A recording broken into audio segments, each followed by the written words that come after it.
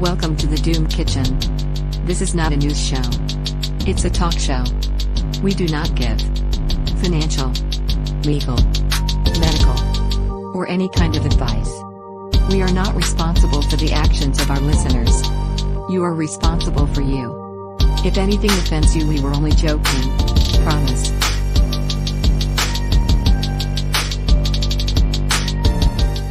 Welcome to the Doom Kitchen. If you are waiting in the lobby, thank you. Thank you for waiting. It's going to be worth the wait, though, because I have Rachel Tobias and Rose Pinochet in the room here to talk to you about building communities. And whose idea was this? Out of you two. Literally, it was ours.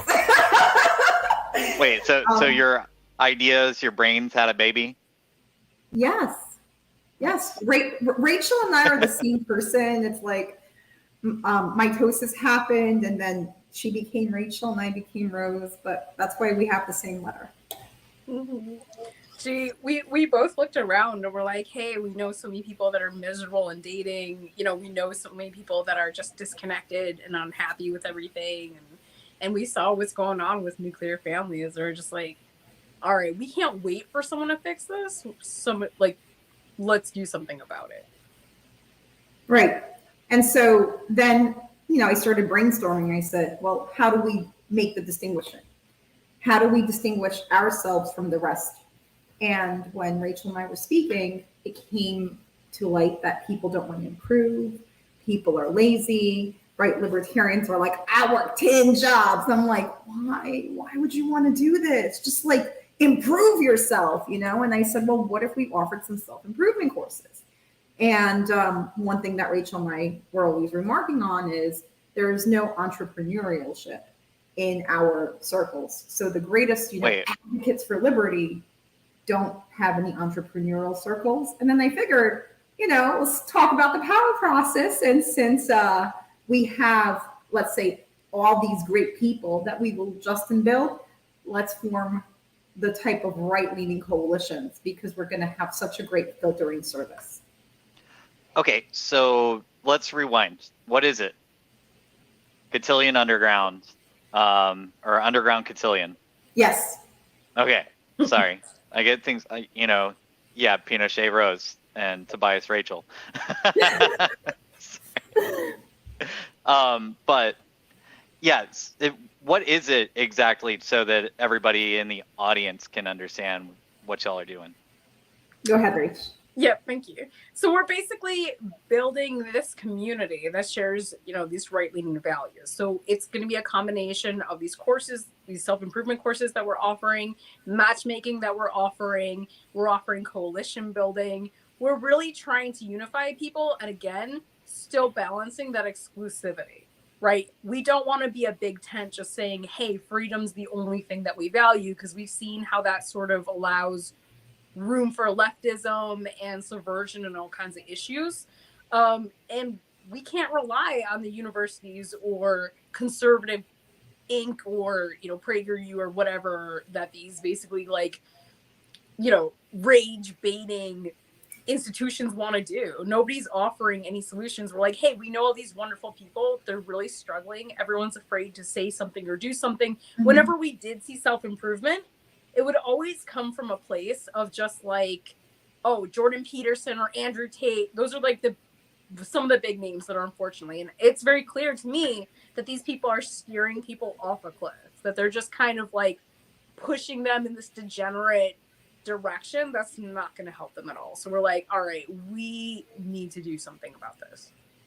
And let me add to that. One of, as we were brainstorming this, what I kind of found, we have lost the social institutions that created, I guess, all these like meeting markers between men and women. Nowadays, it's hard to make friends. So we make friends through here, right? Through Twitter, through social media, Facebook. Thank God for Childerberg, where I met all you wonderful people. So what we're trying to do is kind of replace the cultural institution because there are none. And you see that as evidenced by, a lot of people using tropes like, oh, I'm such a black flag anarchist, my liberty. Well, if that's your approach to love, no wonder you're single, or no wonder you're about to marry a polyamorous thought and are unhappy. And that unhappiness will lead to divorce in this hypothetical situation. And then that person, that man, is going to turn to Andrew Tate. We don't want him to turn to that Jewish psyop. We want him to turn, inward and say, well, this is not good for me. I want to be here. This person's here. That's fine. They're low vibrational, low functional. Let's help them improve. Let's give them a good alternative, because none exists. Yeah, this is really good for somebody like me who purposefully, I guess, I wouldn't say, it's probably purposefully. I always choose wrong. I've had, my exes are a disaster, a lot of them at least. And if they're too nice, it's kind of, I just don't get excited. But if they're crazy and evil, then for some reason I'm all in. I don't know exactly what's wrong with me, but it is definitely a pattern. And if you can teach people how to break that, or find the thing, the real thing that lights you up, the thing that lights me up is not the evil and the torture of the relationship. It's something else that's within, somebody that's dangerous, I guess, or something like that. It's something that's there. It's not the evil that I'm attracted to. I'm pretty certain it's something else. If you don't mind me It's the saying, red flags. yeah, if you don't mind me saying, there's a couple of things with this. Like, so for instance, and this happens with women too, which is if a man expresses antisocial behavior, it can be attractive because you're thinking, oh, this is an independent-minded individual. This is something interesting. And there can be a little bit of an addiction to a drama there, but more of like, oh, this is someone who has their own opinion.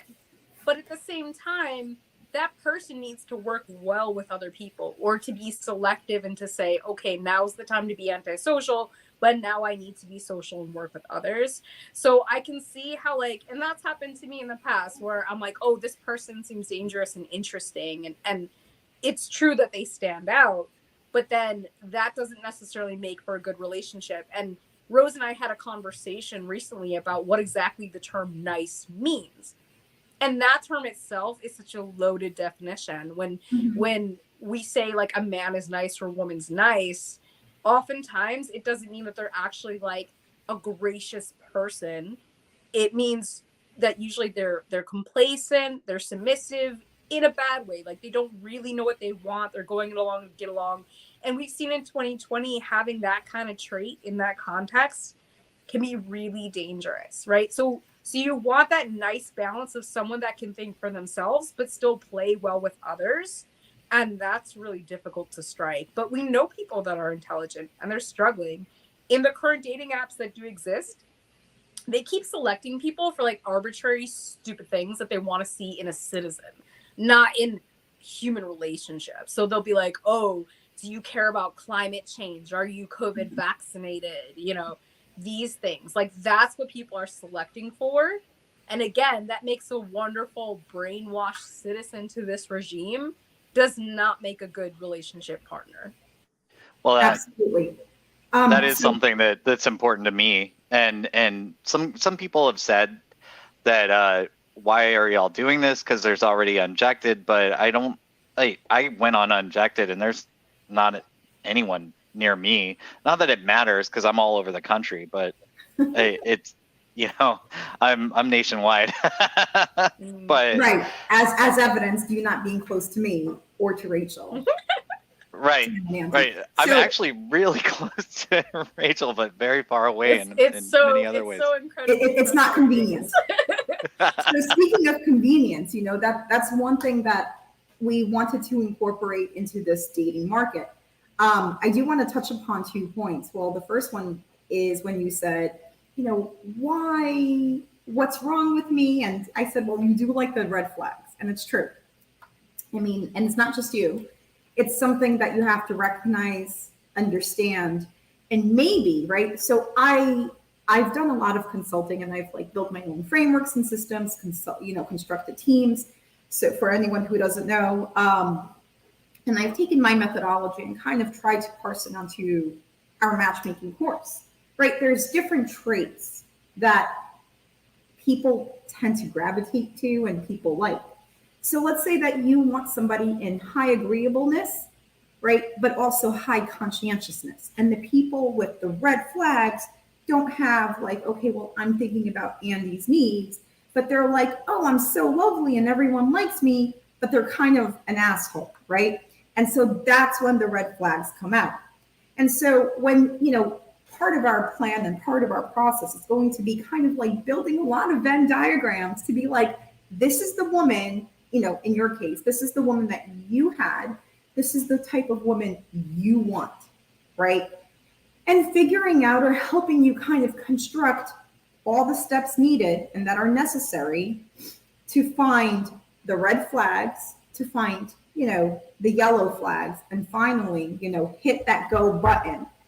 Because once we, like, this is kind of like forming a high trust society. Like everyone I ask, are you friends with your ex? Do you have a good relationship? No, fuck that bitch. Fuck that asshole. I never want to speak to them.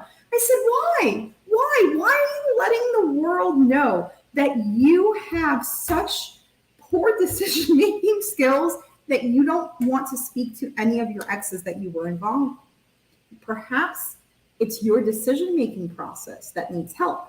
And I talk about game theory a lot because, people are markets in a sense, but we also have to learn how to gamify the situations, right? It's a codified action, just like anything else. You can't just say, well, I like someone who's based, I like someone who hates the government, and I like someone who likes, shitty music. Okay, that's 8,000 people. Are you going to compete for 8,000 people? Yeah, maybe that's why, you don't know how to self-select.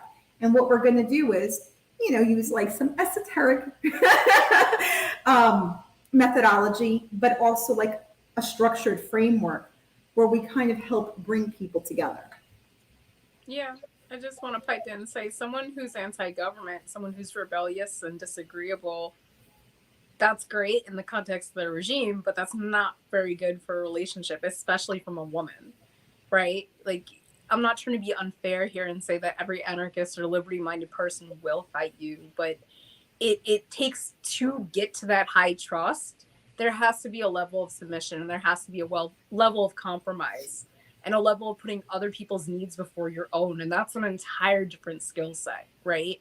And then on top of that, I just want to be clear, there are conservative dating apps that do exist, such as Keeper, but when we started digging into them, they said they were using AI algorithms, that their goal was to match everyone on the planet based on AI. And that's a little creepy and a little too on the nose for some kind of weird Skynet, Neuralink, blah, like, just don't want it. Like, it seems weird.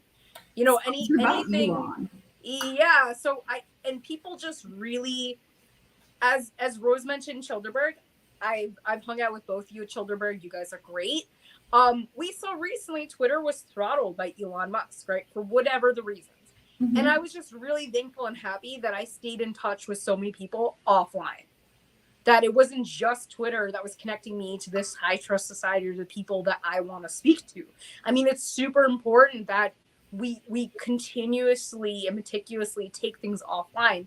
Yes, we're trying to build a dating app and a community and courses, but we also want to host in-person meetups for people to attend and meet like-minded people.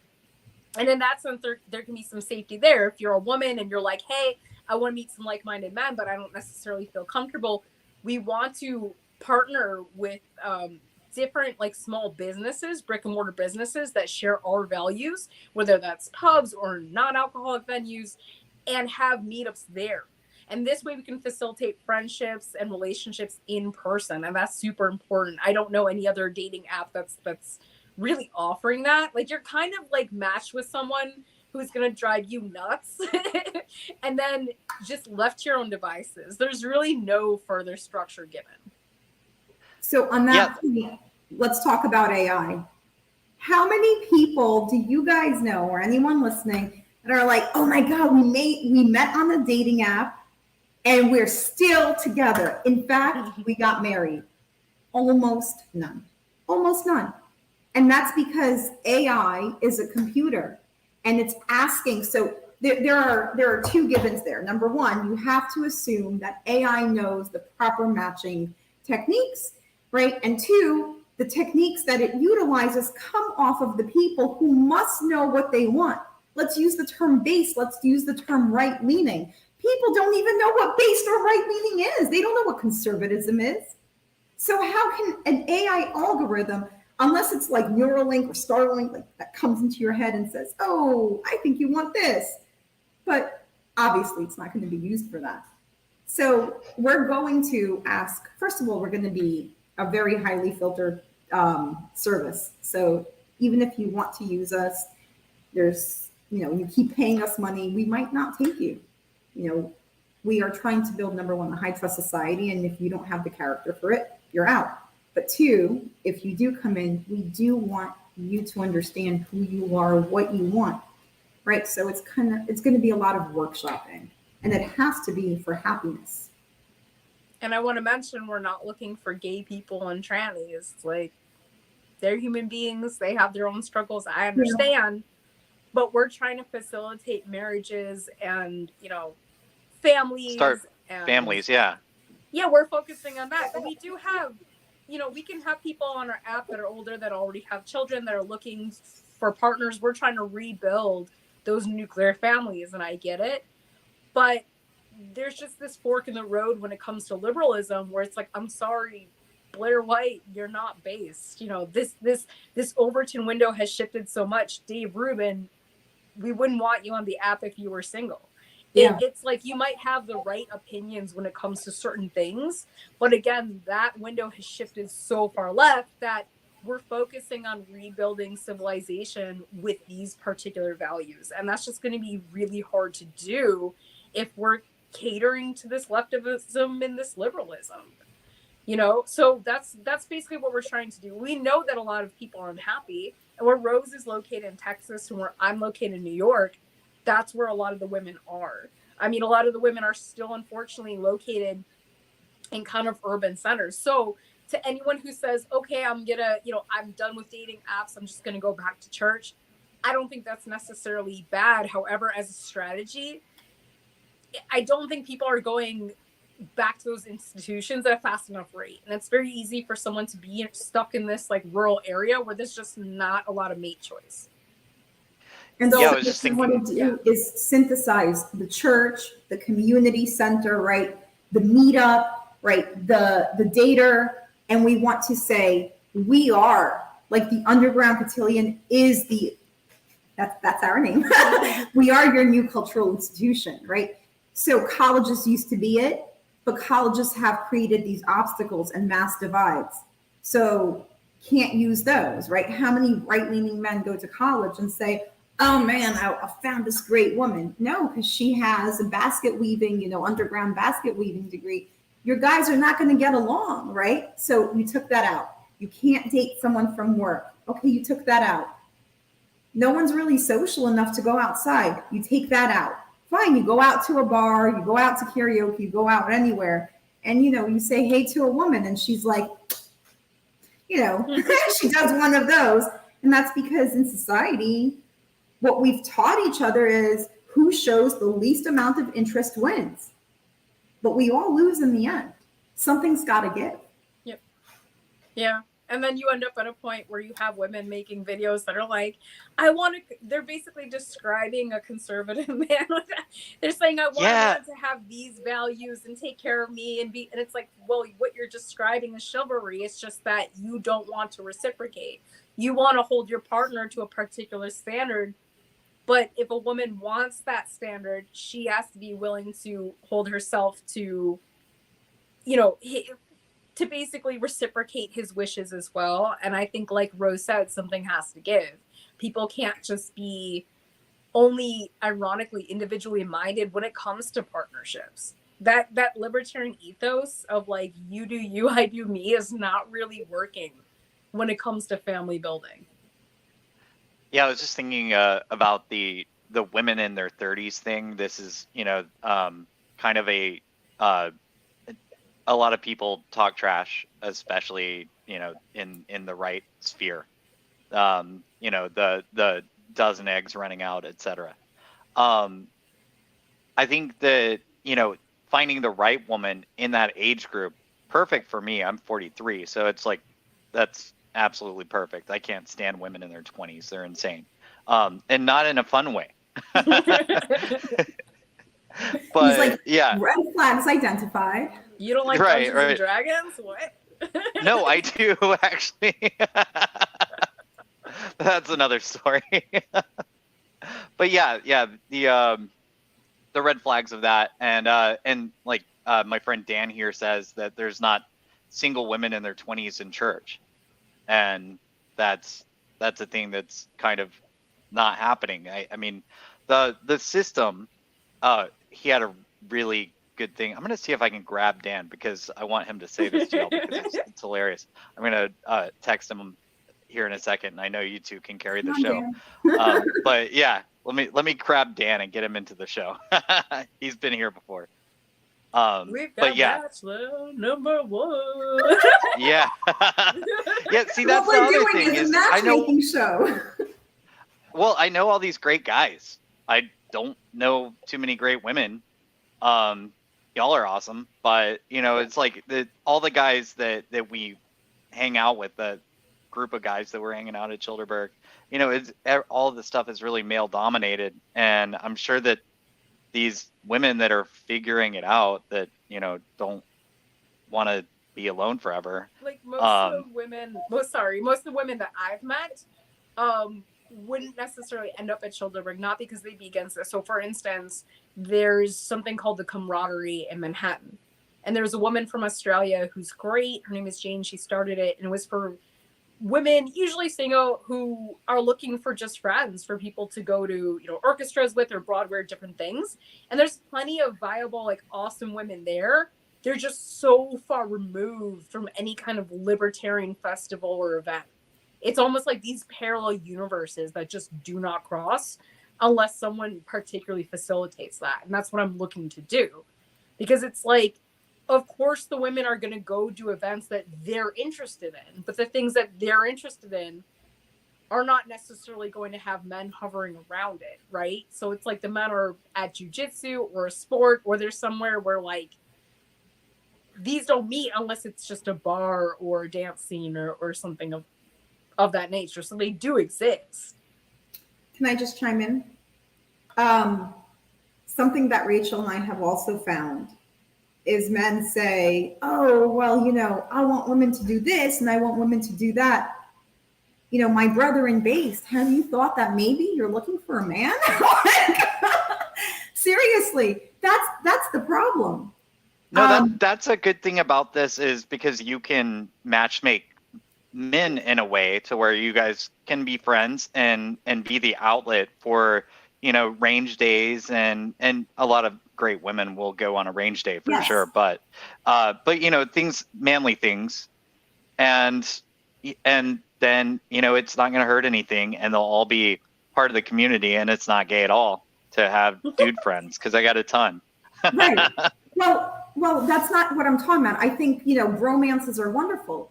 But they're like, oh, I want a woman who's, this, and I want a woman who's that, and I want to, right? And they are describing their male best friend counterpart. And I said, I love that that you think of him. That's great. But, I don't know many women like this. They want a tank girl, just not a lesbian. Right. You have to, like, if you want her to have range day, like, I like guns and ammo, and I have my politics that are very right-leaning. Right, I'm a hat appreciation account, guys. But sometimes, like, I love the opera. Here's the thing. I think we've lost culture, and I think a lot of men think culture is just dumb female shit. And to me, I'll say you've never read White, you've never read Spangler, right? You forgot what it was that made the West so great. And so when I see a lot of men roll their eyes saying, oh, I don't want to go to the symphony, I don't want to go to the opera, I'm like, well, she's done range day with you, she's done, ABC for you. Maybe it's time you also do something for her and you'll see how much you like it. Yeah. And also another thing is I know a lot of women that would categorize themselves as apolitical. They're not going to be in libertarian spheres, or they're not necessarily leftist socialists, but they're just sort of like, the word checked out isn't quite appropriate, but they just don't generally venture into politics, and they're just off doing their own thing.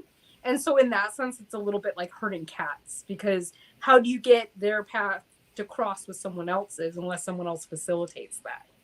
So, and oftentimes it makes sense for a man to get with a woman that's more apolitical, and then he can guide her in that way. But in order to do so, he has to have the proper social skill set to not be jarring, to not be autistic and socially awkward, to where she's going to trust his leadership.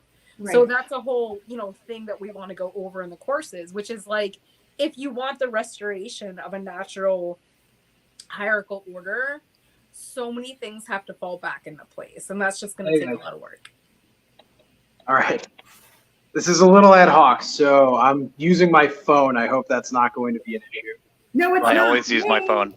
That's all I have. Yeah, that's all I have right now because my laptop's at my office. So what's going on, guys? Hi. Thank you for joining us. Number one. Yeah, happy to be on. Thanks for having me on. Some commentary for us.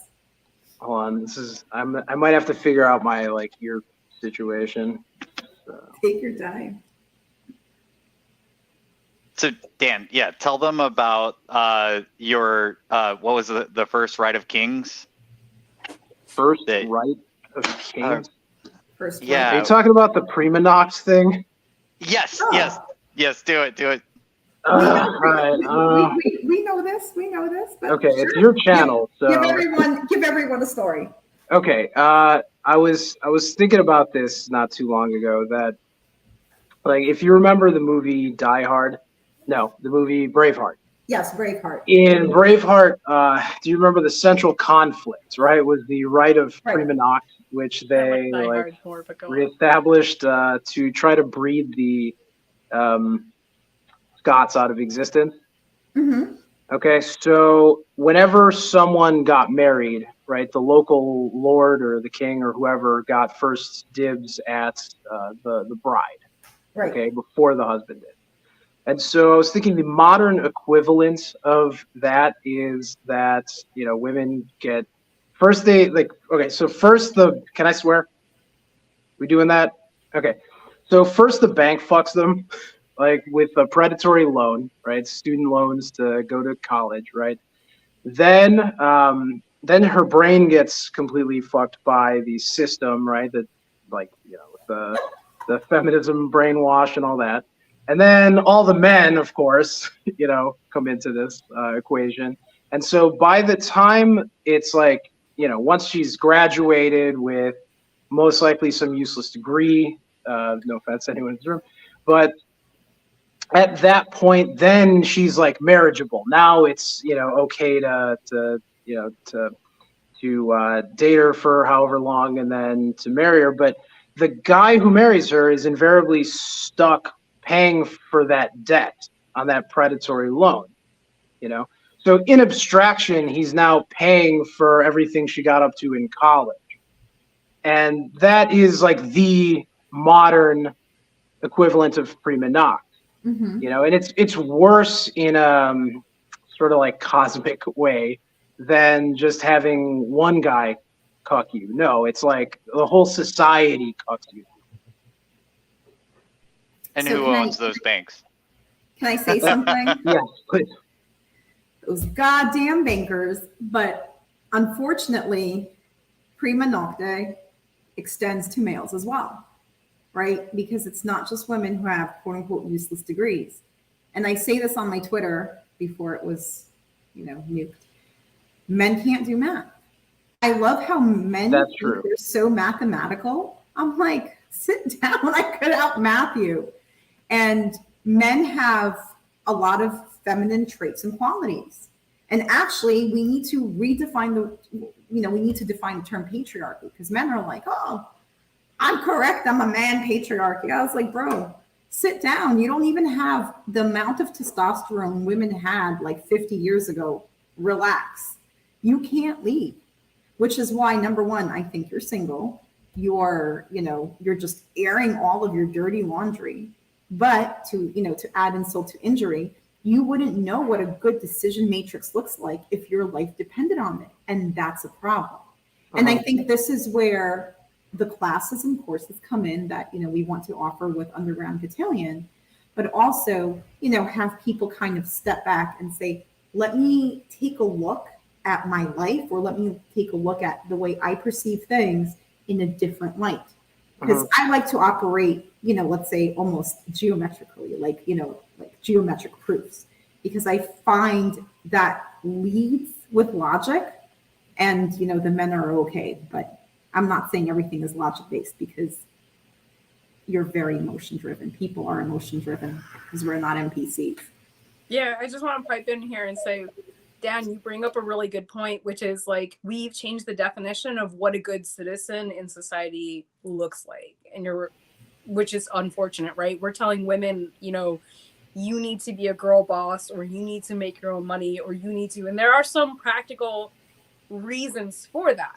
There are situations where it's good for a woman to be financially independent, or at least understand money. But I hate to cater to any sort of victim mentality, but my problem with just the strict conservative ethos of self-responsibility only and not recognizing the enemy is that the bankers will price people out of families. We have such high inflation right now. And something that we're trying to do with our project is give small businesses a chance, and people that are like-minded in our economy a chance. We want to have a local economy where we boost each other, where we have meetups at their particular venues. I want to give money to right-leaning people, right? Whether that's Bitcoin or gold or whatever money looks like, or whether it's barter and trade. The point is, I want to give my resources to right-leaning people that are going to share my interests. I want to invest in local politics.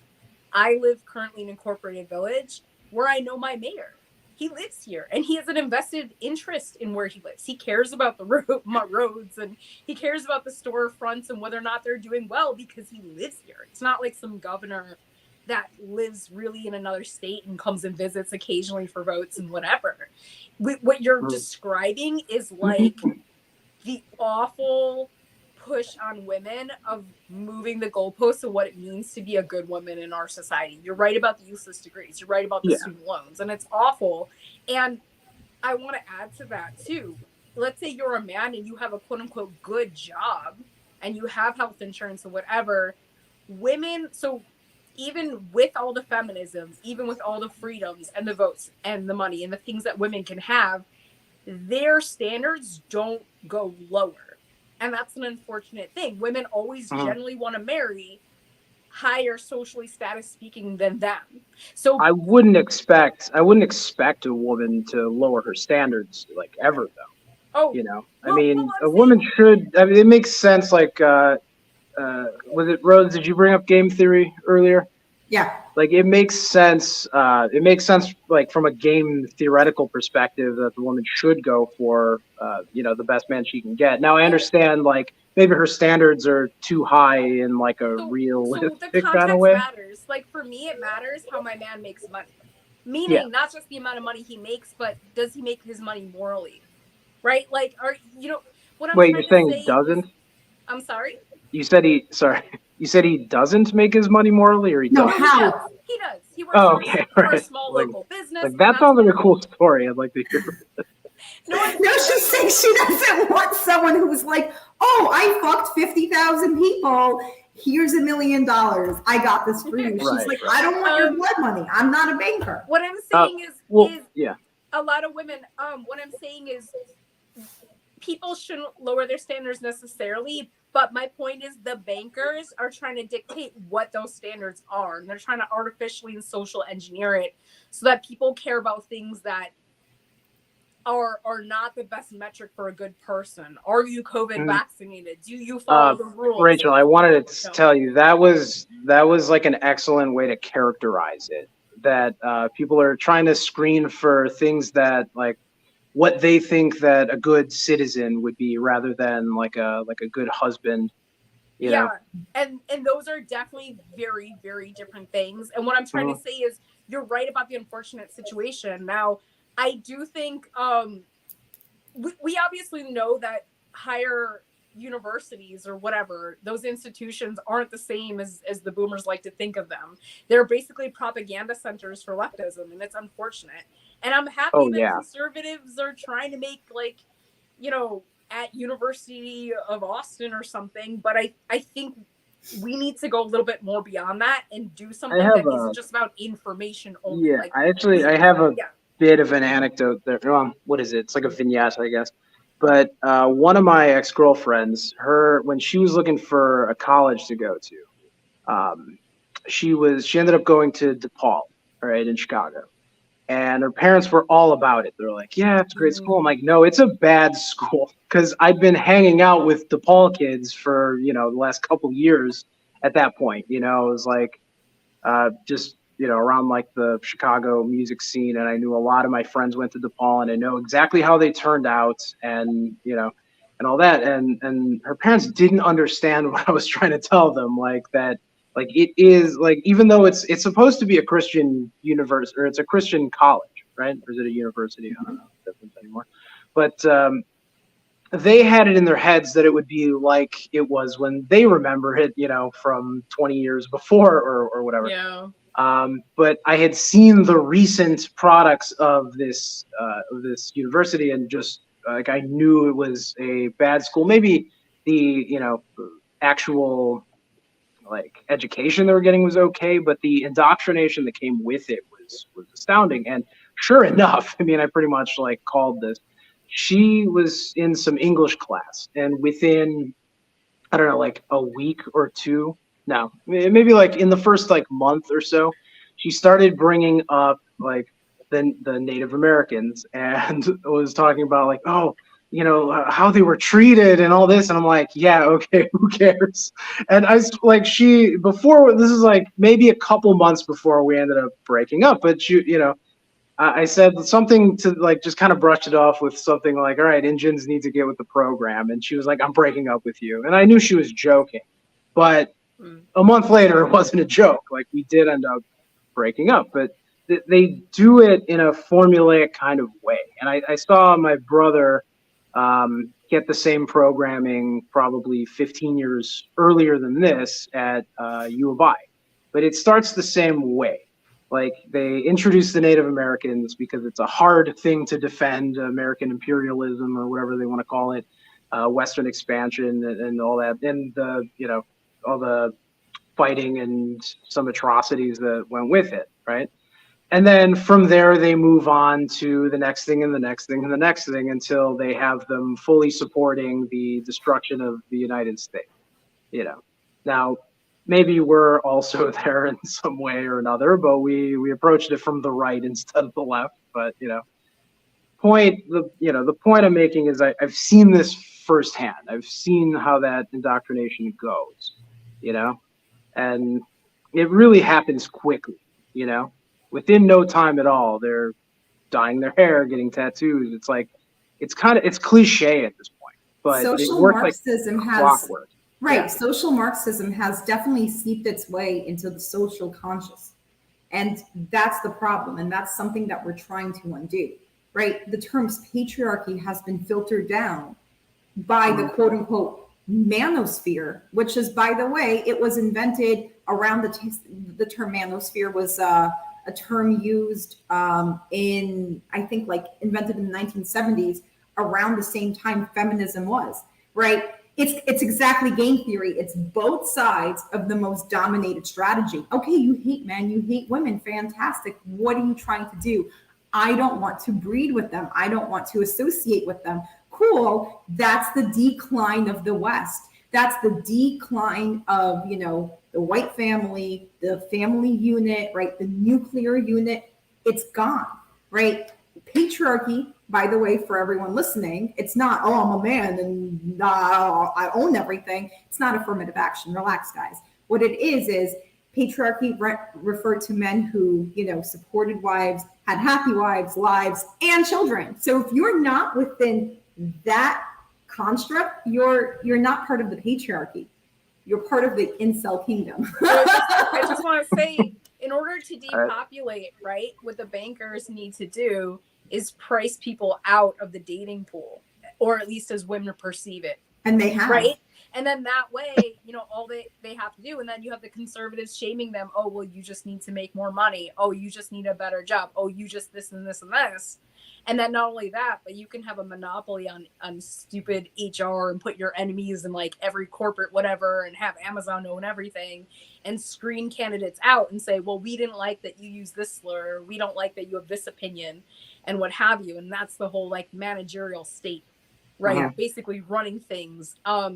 So what we're trying to do with our program and building what we're doing is a high trust society, because people, men and women, need each other, right?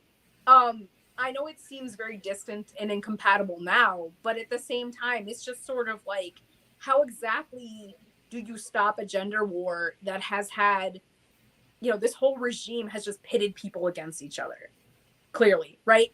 And what Andy had brought up earlier was like, there's that woman Pearly Things who talks about how 30-year-olds aren't attractive or this and that. What I see when I look at Andrew Tate, what I see when I look at Pearly Things or Nicholas Fuentes, are people who are monopolizing on a certain point in time, and they're just basically creating clickbait. They're not offering solutions. They're just kind of like saying things for the clicks and for the money and to gain that support, but they're not building high trust. Drama economy. In the case of like Andrew Tate, they're also sort of caricatures of like what a manly, not manly, but like it's a caricature of masculinity, but it's something else too. It's like he's trying to, maybe he's doing this, I don't know if he's doing this intentionally or not, but he's sort of trying to like draw back the like Z's days of like, we're all gonna make it, positivity, brah, kind of stuff. And I mean, I know it appeals to like the younger gym bro, like the younger generation of gym bros that are out now. They haven't, suffered that like crushing defeat that everyone gets early on in their, athletic life that kind of sets them straight. But yeah, Dan, are you familiar with Uncle Ted? Yes, of course. Right. And he talked about people taking on like surrogate activities. And it's basically one of the reasons the university is there, is to give women, instead of having a family, instead of pursuing these things, to give them like a surrogate activity to put themselves into. And then they become activists, and then they start caring about like indigenous people or minorities or whatever the thing is. And that becomes like their identity. Like people are just lacking an identity. Meaning if you took away people's political titles or whatever they call themselves, that almost sounds like pronouns these days, right? Like, what is it that they stand for? Like, I identify with the things that I do. I'm an artist. You know, I identify as a daughter and a sister. And it's just like, if someone didn't tell you what their political leanings were, could they tell you the things that they accomplished or that they're proud of? That matters. The thing is that there's so much nihilism. A lot of these women are just like, there's no leadership. And I'm not just trying to dump on men here, but you can see how the whole thing is so broken apart and deracinated. And there's such low trust because there's no formal like leadership, and there's nothing to look forward to, and there's no sense of purpose or belonging. And these are, as much as I am not a huge fan of organized religion, these are things that organized religion gives us and says are important. The void, right? Yeah. So if you don't have that belief in a God, you don't have that meaning. You just Rach, what you're saying is Andrew Tate is a surrogate activity. And Andrew Tate and his consequences have been a disaster. You know what it is? Maybe it's like the older brother that they never had, you know? Especially if they're older, if they're Gen Z and their older brothers might have been millennials or something, then like, I know my millennial generation is severely lacking in, I don't know, traditional masculinity or something like that. I mean, I'm no, great example of that myself, but I try a little. How old you are? 31. Okay, so you're a little bit younger than Rachel and I. And you mentioned that Andrew Tate is kind of, let's call him a lighthouse, a beacon for masculinity. I'm going to ask lighthouse you instead of the longhouse. Yeah. I like the surrogate activity connection there. Now, I thought that was really that was a good one.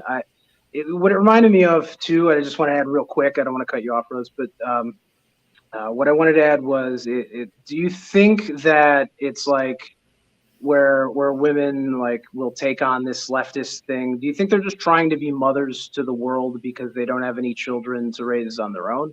I think that's part of it. Yeah. Yeah. So I'm going to say no, but with an asterisk. Finishing my Andrew Tate point, do you think it's masculine for a man to say you should fuck a tranny over an ugly woman? No. I don't think that's masculinity, and that's what Andrew Tate has said. Did he say that? Yes. I've never watched a single thing he's put out other than little clips of him either getting harassed or dunked on or something like that. So when we say he's astroturfed and the Fed, he's very much that. I believe it. Most people with a big platform are in some way compromised. Yes. His dad was in the CIA, and his dad told him, "Don't believe half the things that you see." And there's an entire video where he's talking about this. Yeah, okay, literally a Fed. Right, and he's revealing the kind of how to hack the system by saying, "Guys, don't believe a single thing I say," and everyone's like, "Oh my God, Andrew Tate is brilliant," and that's how you get them, right? You get them. Alex Jones. Sorry, go on. I was going to say Alex Jones kind of won me over when I was younger with that thing, don't trust anything, including this video. Yep. Do your own research. But yeah, please go on. Right. No, absolutely. But there are kind of what we want to do with our matchmaking service. I call this silver spoon syndrome, right? To me, Andrew Tate is a red flag because he acts like someone who's been fed with a silver spoon. So if you get him, let's say Tucker, I don't know, crackhead Biden or meth, cocaine, I don't know what they found in the White House, and you interact with them. They might have slight different facets of their personality, but you see, you can almost create a ratio where they act the same because these are people who've been brought up, I don't want to say with privilege, but who were told that they can't really do anything wrong, who were given all the outs and all the ends that we weren't privy to. And so they are able to construct this video full of absolute confidence to say, you want to be like me? You want to get a Lambo? Let me teach you how. Fuck bitches, get money. Men are like, you know what? I want a Lambo because bitches come after the Lambo, but you will never get that Lambo because the community gatekeeps because they say you can't sit with us. And the problem with society is we're trying to sit with the people who want to demolish us. And Rachel and I are trying to create a service that says, well, we don't want to sit with everyone, but if you are right-leaning enough, we absolutely want to kind of paint a clear picture and provide you with an outcome that Andrew Tate pretends to. And I just want to pipe up and say, I don't think any of these leftist women are truly happy. I don't. I think that they're miserable a lot of the time. And I think that they're missing something. And I don't think that they're necessarily broken people beyond redemption. I think that everyone has the potential for a redemption arc, so to speak. And they have to work on that, and they have to show that and prove that, certainly. But I really think, like I said, we're getting to the point where something has to give. Most of these women are not happy. And it seems like Andy wants to say something. Yeah. Hey, y'all. Y'all having fun on my show? Yeah. So this is something that I'm thinking here is we see that we're in the midst of a huge depopulation scheme. And if you were to harness the power of loneliness, you could see how all of these things, all the online fake lives and all the stupid drama, everything, it all flows into this one thing. And they've convinced us in some weird way, they've psyoped us into not being human or not building ourselves in the way of a human family structure. They've fooled us into chasing the wrong things, chasing the wrong partners, chasing the wrong everything. And this is all playing into the depopulation scheme, which, we talk about transhumanism, where eventually everybody's going to be sticking their heads in one of those meta visors and using teledildonics. My friend actually is Rob Brisky. Everybody, he's designing some of those devices. But that is the lonely, gross future. It's not just transhumanism. It eventually leads to posthumanism. This is something that Corbett has pointed out before, is that, like, we've got so many things working against us. We've got a possibility of World War III. We have a whole bunch of people that are just dropping for no good reason. Wonder what that is. And then, and then you've got people. Yeah, it's climate change. That's right. And then you've got a whole bunch of people psyoped into not building a family. And what your goal here is to get two based people together, not necessarily based, but you know what I mean. Two based people together to start a based family, and and all those families. Based bees. Yeah, based bees. Yeah, and all of those families can sort of work together into the future, and we'll take this technology that they've given us to network all these great people together. Yeah, I'm gonna let y'all go off. We're just saying there's a better way, that you don't have to be demoralized, and that take the initiative and basically take control of your own destiny. You don't have to do things just because the regime tries to put you on a certain path, right? You can say no. And how powerful that truly is. And again, like I said, I think a lot of these women are happy. I think people internally know that something is incredibly wrong, even if they're normies, and that things don't have to be like this. And I just want to remind everyone that each generation has had its own traumas and false flags and psyops and fake moon landings and things that, particularly that they had to deal with, right? My mom's generation, her grandma's generation. So it never seems like a good time to have children. And I think with the access to so much constant doom scrolling that we have, it just seems like everything's gone forever. But that's kind of one of the psyops of the regime, is they want you to think that's over before it's over, right? Like they want to demoralize you so that you give up, but it's the giving up part that actually does their bidding. So it's not too late to turn that boat around. Even if you're someone older that can have children, even if you've been divorced, we're trying to say, hey, like, as long as people are willing to put their bullshit aside and work on themselves and say, hey, I want to build something better, we're here to facilitate that. Like I said, we want to have meetups in New York. We want to have meetups in Austin where there are women. We want to use our networks to get people together and to say, hey, like, there's a better way. You don't have to do this. Yes.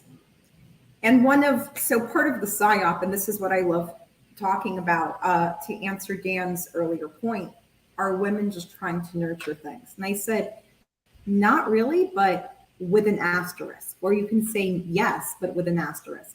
So I think part of the programming, right, whether it's Netflix, whether it's Amazon Prime, right, any of the streaming services, what they are doing, and we've seen this type of propaganda used in World War I, especially World War II, it's taking like cognitive overload. And that's what, this is, social media. And using the overload to simplify problems and reach a reasonable conclusion. And that reasonable conclusion has been completely derailed. And we've seen it, with the advent of birth control, right? Women choose worse partners for them. So the biological overload has been seeped and changed, right? The mental abilities, the physical abilities, everything has been done, right? And I think Uncle Ted talks about it. He says, right, the left hates weakness because they are weak. And so when you perceive, minorities or women appearing to be weak, that's what the left preys upon. And I think women are so scared to be quote unquote nurturing that they have to go on this emblazoned path of destruction and say, I'm such an independent woman. Girl, the word independent woman doesn't mean you do things alone. It means you can lead in your own way, and sometimes you need help, right? Like this entire project. Rachel has leaned on me And when I couldn't do anything and I said, girl, I'm so burnt out, I can't write another slide, she goes, you're a rock star, you can do this. Does that mean either one of us was a bitch? No, you need people. I'm sorry, right? The ANCAPs, the libertarians fell for the psyop. But indeed, we do live in this society. You can't live alone. You make fun of the commies, we make fun of you guys, right? Like, you know, the far right makes fun of you because we see them as commies. It's saying, I can do everything by myself. You don't understand societal reactions. You don't understand societal conclusions to do it, right? That's why we say the lawbirds are as bad as the communists, because they live in their weird ism without taking, right, structure A, structure B, structure C, what I call the givens of society, of the Yeah, they're just this is how the inside out version of the same cum sock. Perfect. That's perfect. So eloquently stated. Pretty sure that was Red Hot Chili Peppers album. Yeah, and I just want to mention, like, it seems so obvious and silly, but like, so for a woman to choose a partner, right? How what a difficult balance that is you want someone alpha enough to not be manipulated by the system, but beta enough to work together as a partner and to help you in your needs. And that's a very difficult thing for a person to correctly like adjust themselves based on a given context and situation and control their emotions and themselves and manipulate their environment. Like, so men are expected to manipulate their environment and women are there to manipulate men. And I don't necessarily mean manipulate in like a negative connotation that it generally carries. It's just more of, we're made to be interdependent with each other. And I think one of the bad things that libertarianism impacted on me anyway was just thinking too much about what a rugged individual looks like and perceiving that dependence as weakness and having to learn, like, hey, it's okay to depend on other people. It's okay to receive live in from a other society. people and network. Yeah, it's necessary.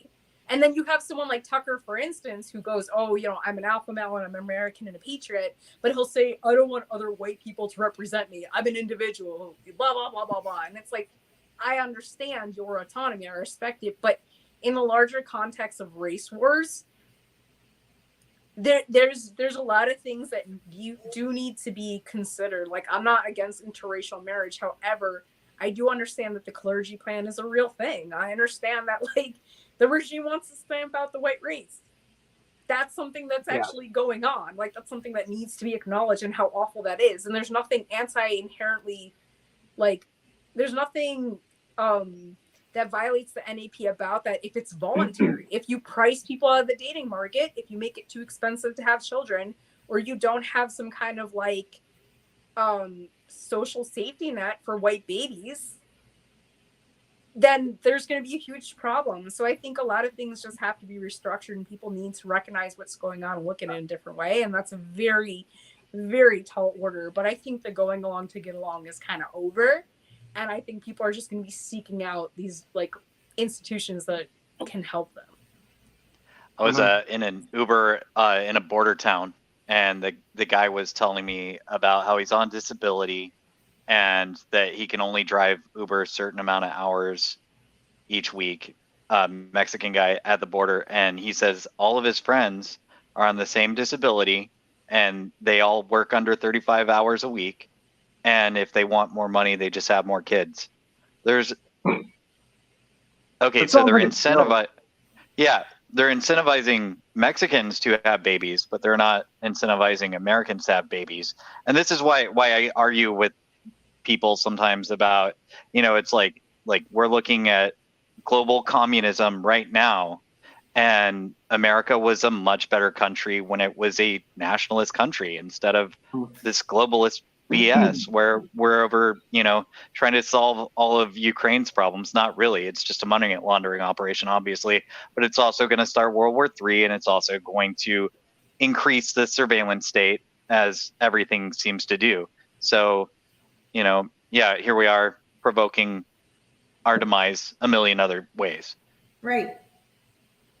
And when you call out these truths, you know, people say, oh my goodness, how can you be so evil? How can you subscribe to such evil frameworks? I'm sorry. part of survival is ensuring my own survival first and foremost. And that's what we're doing. If you want to say diversity is our greatest strength, let me tell you who the most diverse race of people is. The most diverse people are the white people, the Europeans. I mean, look at this panel. We are so damn diverse. Well, I'm a med, so I don't know if I count. Yeah, you did. Listen, I'm a Ruski. I'm Asian. It's okay. Olive oil pill. We're like white Asians.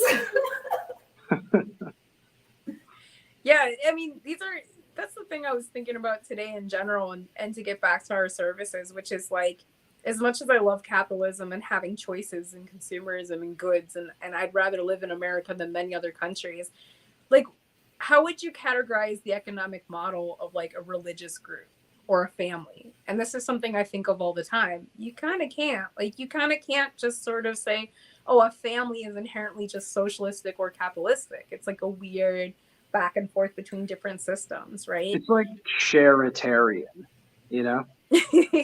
but basically the whole point is the whole family is invested in each other and their future and the generations and what have you. And so it's like, the problem with just pure capitalism alone and just pure freedom alone is there's no thinking of the future. There's no sort of like investment of the future other than living in the moment.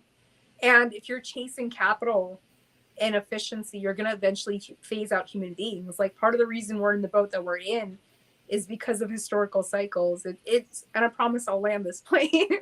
It's just, what I'm trying to say is, when you create an environment where gender doesn't matter, where being a man or a woman doesn't matter, you start to phase that out. No wonder people are going crazy. They have no purpose. And they're like, well, it doesn't matter what my aesthetics look like or whether I'm male or female. It doesn't matter what my biology is because it's not necessary to my environment.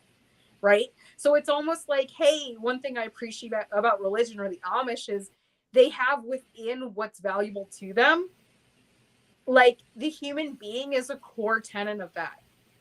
It's important, right? Like, they do things the hard way that we all don't want to do, but then it makes them necessary for their own community, right? Like, them being male or female matters to their own community. That makes a difference. When you live in just like a modern global homo society where it's all run on capital, right? And there's crony corporatism, and I get it. And I don't want people to come for me and say pure capitalism has never been tried. But my point is, when you're just chasing fiat money and stuff, then the human being, that soul that Yuri Harari says we don't have, like, it doesn't matter. And then there's something that's totally like missing from that, right? I think people like know something's really wrong in their soul because they do have a soul.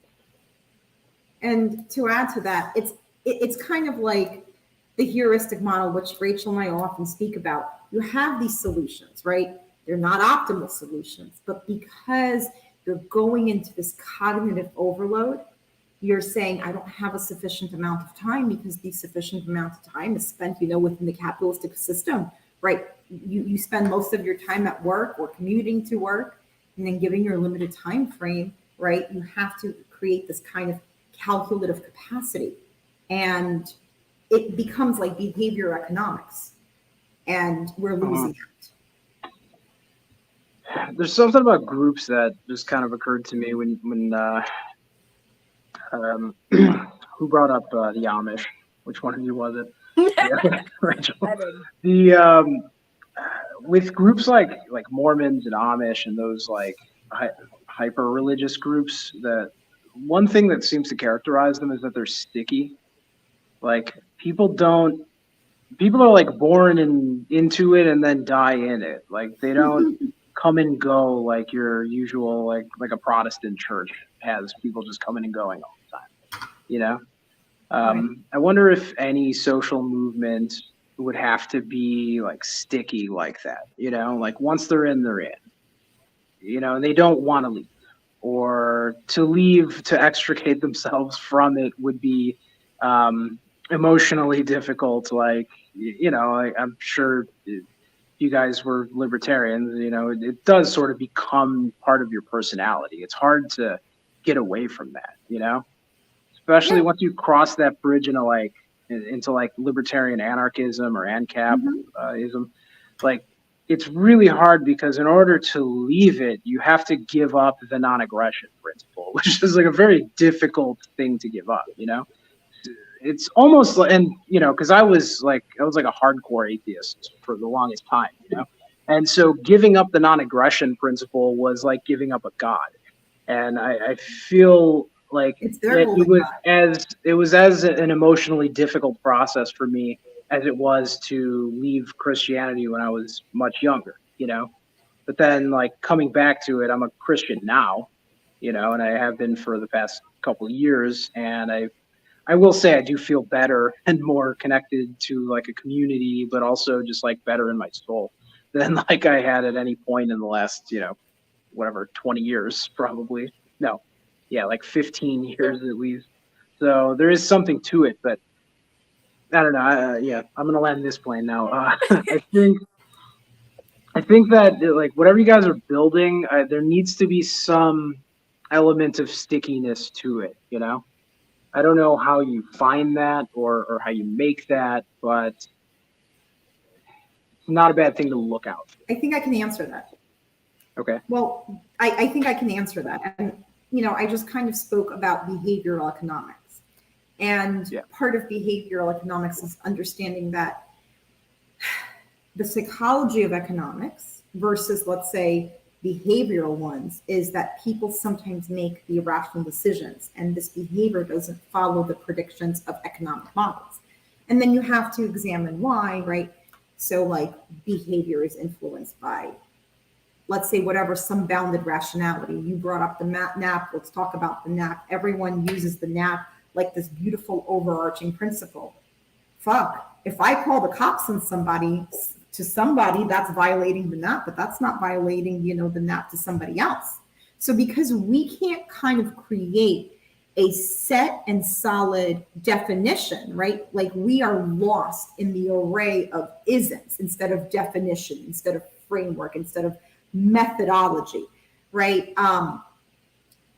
The framing, right? The loss aversion, like the fallacies that are created with behaviors is difficult. And by saying we want a right-leaning community, it's kind of like a right-leaning community. Sorry, guys, that Rachel and I will filter out because it's our service. And we, oh God, if you guys knew the amount of hours we've spent talking about this, day and night, we have an idea, right?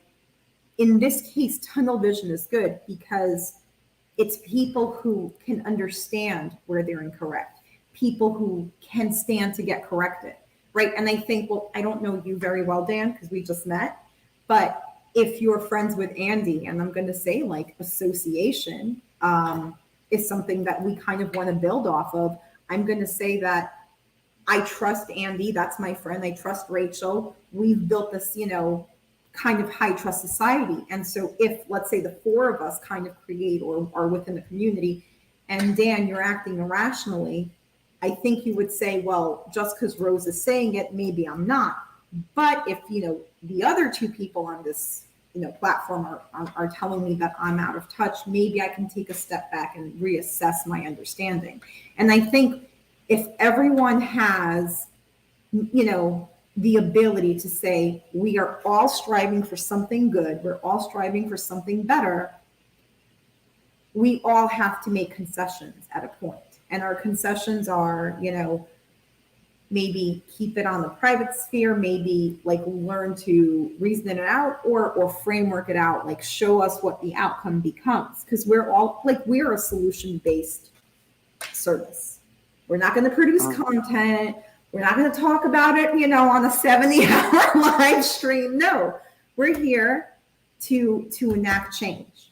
And that's why we also want to make the political factions and bills, because the people who can help us enact the greatest change, which is why we also want to have all these courses and coach everyone into being a better person. We're already self-selecting for the stickiness, which is what the Amish do. Yeah, can I mention something? Dan, Yeah. You referenced that stickiness, and I know that there's a certain theme with the unfortunate cum sock scenario. How I'm going to roll with it. We're rolling with it. All right. So I'm just going to say with that stickiness, I think it's a combination of That people wasn't my intention. Go on. well, people needing to be a part of something bigger than themselves, and people willing to die for something, and also something that can be adaptive, right? And those are those things all together. So it's something that can carry forward to generations. I mean, religion is something that people are willing to die for, and something that people believe in, and something that people stand for. Because we've seen what happens when someone doesn't have anything that they stand for or that they're willing to die for. And I guess you could argue some of these leftists are willing to throw themselves under a bus or something. But I think there's more of a suicidal nihilism to that than an actual, like, I'm going to solve something going on there kind of thing. It's more of like crazy person kind of thing. But I was going to say, with our right-leaning community, right, we're basically leaning on core tenets of civilization building, which is having families, marriage, children, thinking of the next generation. Reading a lot of Spangler now. Yeah, promoting like low time preference, and basically trying to make it compatible with certain religions, and to say, this is something we're trying to do as a lifeboat, and then exit out of Babylon. And I think that that's something that's important, that's going to resonate with people, because we're saying, hey, invest in yourself in the future. This is what we want to do. Because again, the things that Conservative Inc. is offering is mostly rage porn. Like the most degenerate shit I've seen is from conservative accounts sharing it on my Twitter feed, saying, hey, have you seen this? Like, I've tried to filter out my Twitter, so I don't have leftists in my fucking Twitter. It's mostly like conservative accounts that I've had to mute, that are just like, whether it's Clown World or Libs of TikTok, where I'm just like, yo, I get it. I'm not blind to it, but you guys are spreading this like continuously. You're shooting yourselves in the foot, although I think it tends to be more malicious than that. But anyway, so that stickiness, I mean, all that matters. And I think everything in Global Homo has told us that the future doesn't matter, and that children don't matter, and that, like, basically you have to do the opposite of everything that it says. Yeah.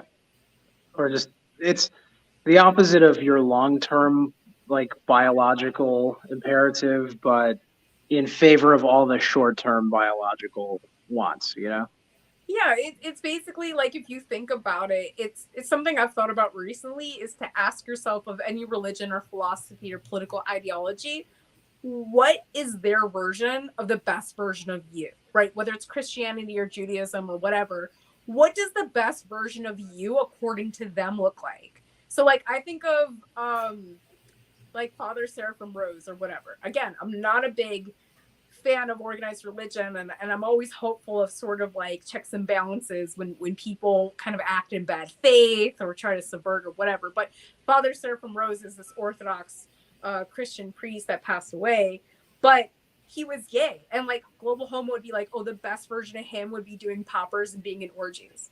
But he didn't do that. Instead, he chose to like write books and become a priest and this and this. And I'm not saying that everyone will inherently just automatically live the same way, but I am saying, what is that philosophy, or what is libertarianism or anarchy say the best version of you looks like? And it's kind of like, so we're saying our community, the best version of you looks married, hopefully having children, hopefully like being a part of a political coalition that can advocate for things that helps your local economics and your local principalities. Like, that's what we're trying to do. Just Chinatown for white people. Yeah, that's you. And say, hey, you shouldn't shy away from that. Why should you? And I'm down though. We love that you're down. Down with the clap. Little Italy? Yeah, I don't even know where there is one. The only one I knew of was Little Hell, and that became just like the worst part of the south side of Chicago. All the Italians got pushed west continually. Yeah, man. And I graduated a while ago, but I went to Purdue University, and I've been to Chicago many times, and I've seen IU, and it was funny because when I went to Purdue, I was like, oh man, I'm with the conservative university. Oh, Bloomington is so beautiful. I should have gone there and all this. And then it's like, I look back at what happened. I mean, I graduated 2012, but during 2020, IU was awful. Bloomington was awful. The mandates, all this stuff. I'm just like, ooh, really, really heinous. I mean, And you kind of have to feel bad for people that are in college now going through like the throes of all that. And I have a question for you, Dan. Sure.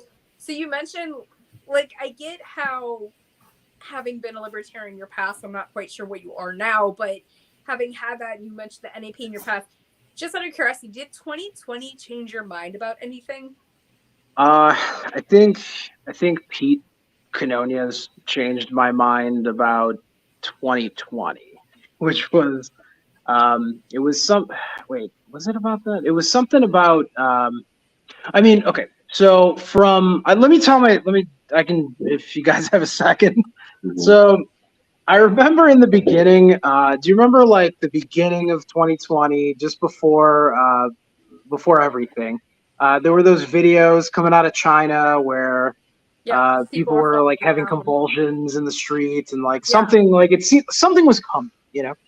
And I remember, and this is why I was in a bad position, because I actually did know a little bit about epidemiology and microbiome, because those were interests of mine going back like many years. You know, I never like went to school for those. I took a few classes, but I never there was never like a focus. It was just an interest of mine.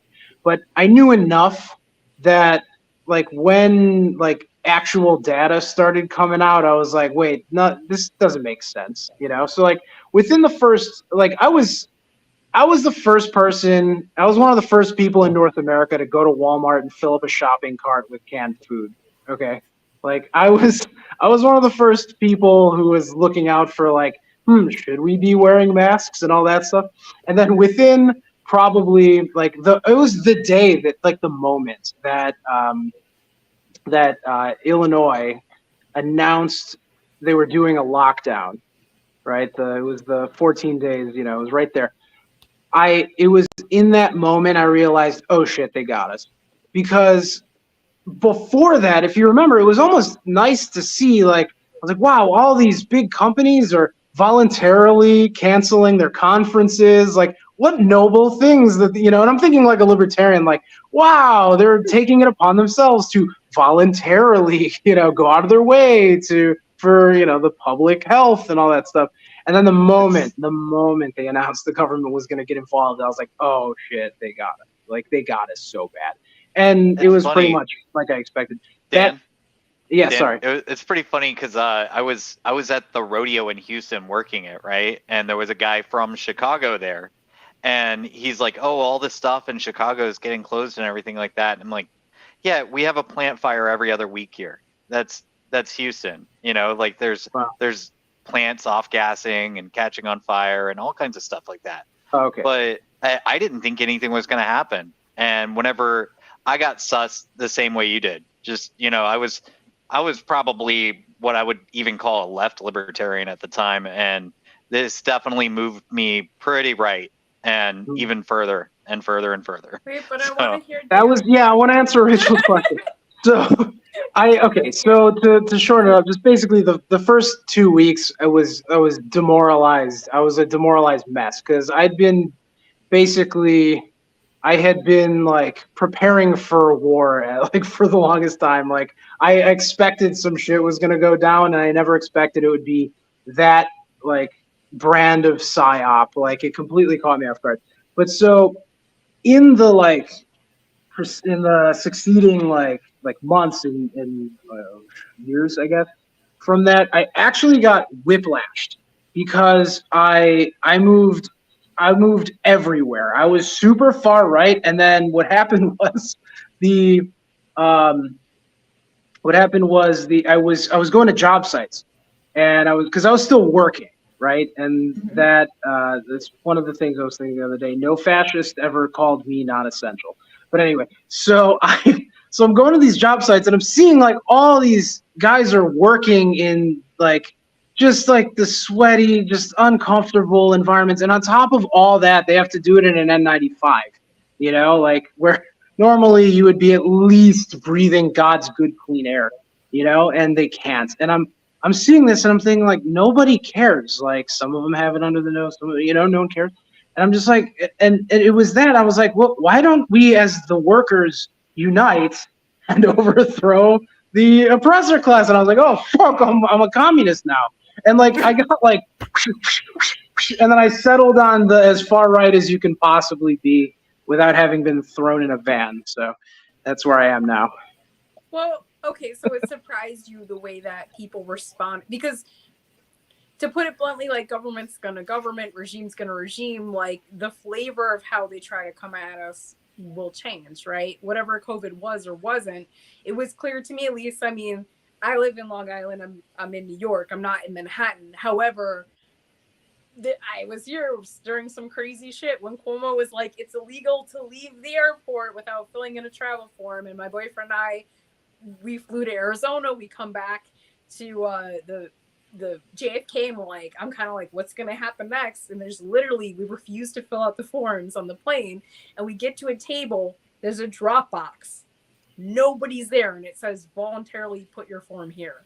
And we're just like, we're out. We just left, like, didn't do anything. So it was a whole like paper tiger where there are so many threats just to scare people and to try to get people to change their behavior. So I'm not shocked at how government behaved, and I was into conspiracies before 2020, and I kind of had a low trust threshold for corporations and for government, but I was very shocked at how people responded, regardless of what state they were in. Like I still see people outside alone wearing masks. And I saw so many libertarians that didn't understand the connectivity between psychology and social engineering. And hey, I saw libertarians go, you do you over there, I'm going to do me over here. But they don't understand in our integrated, like socially connected society, once you normalize something, once you tell everyone that something's okay, right? Like they're going to carry it on, even when it seemed logical to use masks at a certain point. And so I had fights with libertarians. I was very upset. You know, I was an ANCAP, and I was like, I get the you do you thing, but what you guys don't understand is they're going to continue this well past 2021, past 20. Like if you say this is okay now, they're going to continue this. And I just had so many stupid fights. And I had a friend of mine say to me, well, you need to respect property rights. If someone tells you to wear a mask in their house, do it. And I said, it's not kind to support someone's neurosis. It's actually cruel. I'm going to wrap this up. And I said, I understand. It's behavioral economics. But I basically had someone say to me, you're a commie, stay in New York. And they were in Texas. And I said, it's easy for you to virtue signal and say you care about this and this. You're not the one going into stores fighting with people. I am. Like, because I'm like, this is stupid. I had a fight with the people on the bus driver and say, like, this isn't doing anything. This is stupid, blah, blah. And I didn't see, you know, not to point fingers at men, but like, there wasn't this like roving crowd of men outside of, let's say, like DeSantis or certain areas that were saying, this isn't okay, I'm not doing this. I saw a lot of people going along. So I was shocked by that. I was shocked at the amount of like obedience that I saw, well past whatever any libertarian would point at a status and say, oh, like, be like to the point where it made no sense to do something and people would do it anyway. And it was just clear that it was like a Simon Says from the government, right? And so like, that shocked me, and I kind of realized, like, hey, no amount of persuasion or reasoning or logic or any non-coercive measure, aside from trying to, like, get away and start your own community, right? If that's your definition of doing something voluntarily non-coercive, okay. But that aside, there's no amount of reasoning with these people. There's no amount of persuasion with these people. These people, a lot of people just cannot be reached in a non-coercive manner. And I'm You like, asked oh me- shit. What's up? You asked me if anything, like any of my opinions changed. The answer I gave you was kind of vague, but that was it. You just touched on it. It was that realization that some people just want to be ruled, you know, like, and that was it. Because I remember I connected it to something that Pete had said. It was that the whole world heard Ron Paul's message. They rejected it. Yeah. And it sucks. when I heard that line, I was like, that's correct. Like, wow, I don't know why I didn't think of that. Like, it was such a simple but like really just illuminating like point, you know. And then the next thing I could think of was, well, give the people what they want, right? Like, they want government, then it should be a government that we give them. not one that they impose on us, right? And the one Yes. that they shuffled their feet into.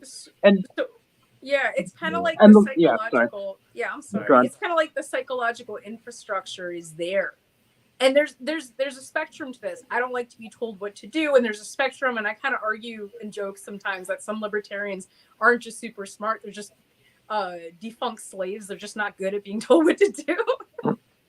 They're Like maybe bad you just suck as slaves. a slave. I don't know. Like, and there's a lot of sigma male energy, which is like some people are just not good at taking orders or giving them. And then what do you do with those people? Right? So it's kind of like, Anima mop. well, it's just kind of to the point where I'm like, oh, hey, all of the libertarian measures are not going to work. Again, you can make, and I know people that do this, you can build a community, you can get away from people, whatever. But if you don't take over local government and you concede any political power and you say, I don't want it, then your enemies will be in charge. And you're like, oh shit, part of the solution is having my friends be in charge. Right. And then dictating a certain way. Because it's kind of unavoidable because you realize there's just, again, it's kind of a bit of a spectrum, but there's a whole mass of people can't be reasoned with, can't be persuaded. You know, maybe you can bribe them, but you're not in charge of the Federal Reserve, right? So it's like, this is kind of the unfortunate reality of the situation. Back to libertarians being the opposite of communists. They're just the same dialectic. But the thing about communists is they're actually dangerous, and libertarians are not because they're because of the NAP, and so that's they're with by any means necessary, and libertarians are as long as it's not hurting anybody else, and it just means that that this group is never going to do anything. Are you in your truck, Andy? No, I hopped outside to the. I'm smoking out front. He's on. I was gonna say, that's a cool light. Right? That's why I thought he was in his truck. Where do you find one? I love it. He's in a rocket that Elon Musk just shot into space. I don't know. Andy's like, I am actually the algorithm. This is what you guys don't know. Welcome to Doom Kitchen. So you know how some people, like, the economy is so bad that some people do Uber Eats part-time. Andy's like, yeah, I moonlight as an astronaut just to pay the bills. Well, yeah, I've got the green screen and everything. Well, it's just a studio. I don't know if y'all know this or not. Your rocket ship is just a studio? Damn, Andy. And modest. Bam. It's probably cheaper rent than in Manhattan. You have a studio? Yeah, it's just a trucker's headset and a cell phone. That's my studio. Yeah, well, it's better than me. I'm in my mom's kitchen right now.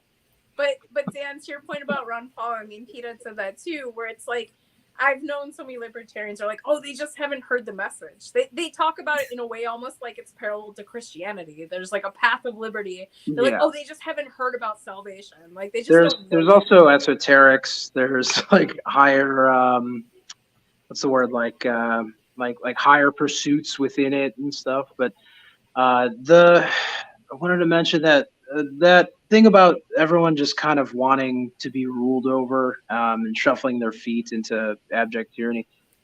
It's been mentioned a lot recently by other people, but I do want to say that is a white pill that should not be allowed to like fade away into obscurity. That like the majority will go along with whoever they think the strongest group is, even if they're only a like infinitesimal fraction of the population. So all you need is the perception of a majority, and you will get the actual majority. Right, and that's what we're trying to build. Yeah. Right, we're trying to create the better outcomes. So if you create happy people, and we keep a gate over the communities we want to, and we say we're going to select, and the selection process has to be at first Rachel and I, and then we're going to, expand into it. And then part of our political faction building, I don't want to give away any ideas, but it pretty much kind of satisfies a lot of the libertarian principles of we want to pay less taxes. Yeah, but are you with your local candidates? I don't think so. And there's a reason for that. there are some ideas I have and I'd like to implement, and we know it's going to be an uphill battle. But as you said, if we become this isolated, cool kids community that says you can't sit with us, eventually people want to be like us. I mean, that's exactly the entire notion of Hollywood, and people want to, I don't know, congregate with the crazy satanic pedos, right? Look at that. My sensitivity. yeah, my uncle spent a lot of time in Hollywood. I think he lived there for a number of years when I was a kid. It was a long time ago, but he told me somewhat, in the last couple of years, like that women used to just disappear all the time. Yeah. From like their social circle, like they would just disappear, and everyone assumed that they, moved home or whatever, but nobody ever checked up on them. Like, who knows? It was like the mid '90s, so like it was It's still kind of like the map. It works. We don't have to question it. We don't have to talk about it. They're obviously okay. It obviously works. Yep. Yeah. Dan, sorry, go ahead. No, it's a crazy thing in relation to what you're saying. I mean, you're probably familiar with Jeffrey Epstein and the whole like. I don't know who that is. Well, but anyway, so what's crazy to me is more people rioted for George Floyd than they did about the whole Jeffrey Epstein situation, because the whole Jeffrey Epstein, underage prostitution ring, all this stuff, blackmail ring with Ghislaine Maxwell was so fucking bad that eventually the right and the left, well, the libertarians self-identified with it. Where every faction was like, yeah, this is awful, this is corrupt, this should have never happened. And there were some politicians, I think it was it John McCain's wife or something? Somebody said, yeah, we knew about Jeffrey Epstein, where the mainstream, it was so bad the mainstream media had to eventually address it and say, this is terrible. And what's crazy is it implemented mainstream media, Harvard University, like Israel, like all these, the usual suspects. Yeah. It basically showed that the entire system is corrupt, and wow, there wasn't any rioting. Like, isn't that kind of nuts to you? It's kind of like, this is something has irrefutable evidence, irrefutable that this conspiracy, 100% real, fact. The left and the right will say, this is fact, this happened. The entire system is condemned, and it's like, no right. I'm tempted to play devil's advocate here and say, like, in defense of the satanic pedophile social structure, that if you were trying to get your hand in everyone's cookie jar, wouldn't you go for like one big bank, one big university, one, like just kind of get a couple in each industry, just to. Like, you're only one organization, right? If you're Epstein and Maxwell, so like you can only do so much. Of course, but my point here is, if that wasn't enough to wake people up, right, to show that the whole thing, more than Ron Paul, right? If that alone wasn't enough to show that the entire regime is corrupt, entire mainstream media, entire institutions, banking systems, you name it, like every institution in existence was supportive of Jeffrey Epstein, right? Mm-hmm. Everything. If that's not enough to wake people up, and that was underage blackmail rings, I don't know what to say. You know what I'm saying? Like, that is the best case I can think of to prove, like, fact, no refuting, the entire thing is corrupt. And I kind of wonder if, like, people like us were just lucky, though. Like, I have a question for the three of you. Did you have someone in your life when you were younger, maybe like a teacher or a family member or somebody who taught you about propaganda, bias, and those things and how to spot it? Go ahead, Andy. I can't think of anything. I know that I was introduced to all of this stuff in about 2003, so I was 23 years old, and stumbled into InfoWars, Prison Planet, all that other fun stuff, and so I kind of picked it up from there. But I remember when my nephew was pretty young, we were watching the news, and they had this story about Amazon Day or whatever, and it was in the news, and I pointed to him and I go, "Was that news or a commercial?" And he said a commercial, and I'm like, "Good kid," okay. The Socratic so method. I was just teaching him how to spot native ads because I was in media. I used to work at a news radio station, and I wanted him to understand native ads. And I guess maybe that's also how I knew is and really in media, some of the most blue-pilled NPC people you will ever be around are the people in news media.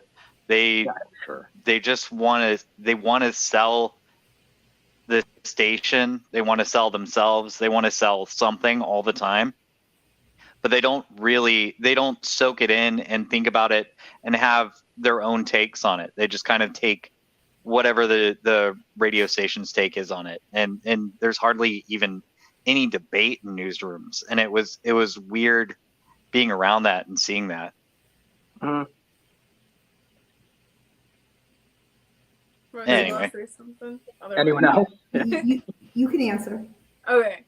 So I'm more than happy to steamroll, so I got to give other people the floor. But for me, it's not so much lucky. I've always been a curious person. I've always wanted to know why. And I was actually raised like Orthodox Jewish religious. So I'm lucky in the sense that I got a comparison of what a small, tight-knit, like, community that isn't secular looks like, and then also a comparison to a secular community, because I did go to like a secular college and what have you, and in a public high school. But I will say what was rough, like I've always been curious, but what was rough for me was when I was 18, I was dating an older guy who introduced me to InfoWars and David Icke, and that was a mixed bag, because on one hand I'm like, oh, government's evil, on the other hand I would read all these David Icke books and I'd be like, all right, what do we do about it? And I would just get really amped up and hyped, and then be like, okay, what do we do? Right?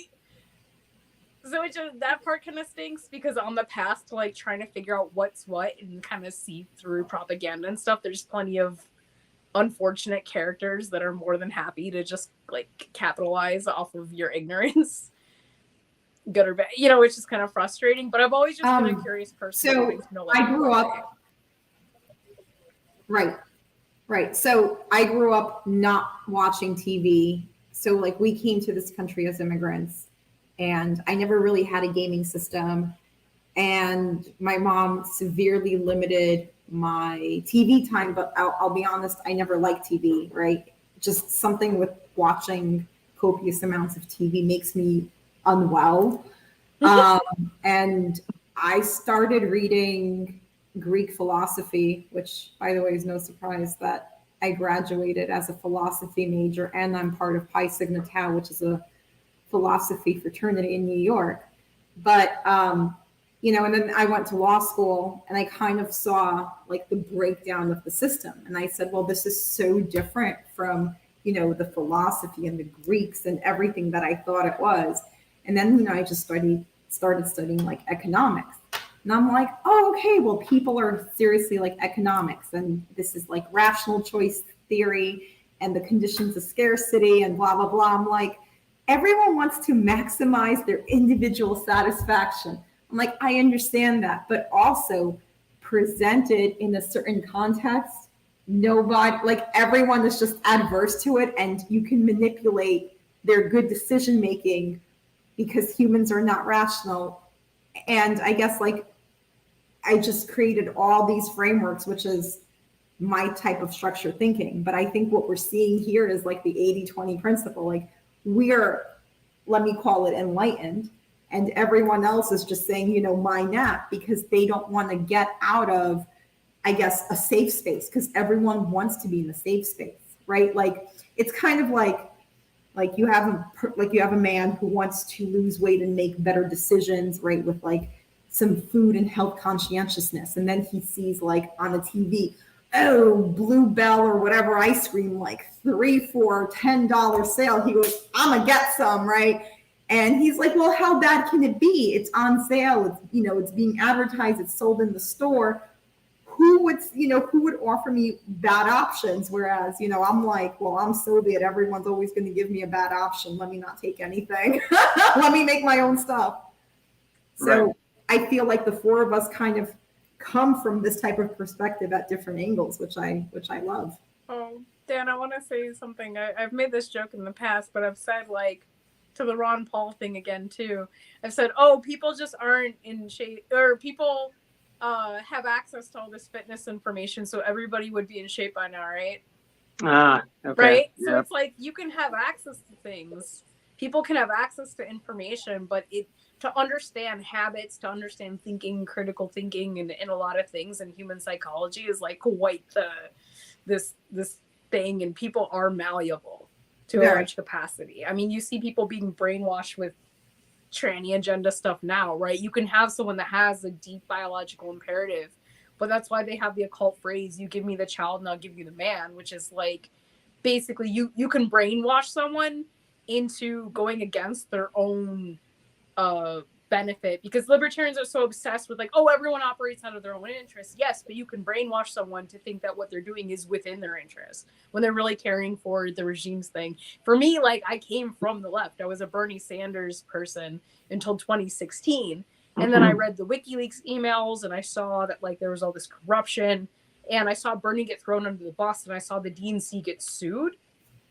And I was just like, oh my God, like none of this was it all set up for the good of the people and to help people. And I was like, well, if I'm really a progressive and I need it and I want to help people, I have to do something else. I'm just like, this isn't working. And I gave it up, and I started going down a rabbit hole about 9/11 conspiracies. Well, Rach, let me interrupt you for a second. Let's bring it back to our service, right? So just like you said that line, you know, I was a Bernie Sanders person, and then I started thinking and saying, well, this is just not good.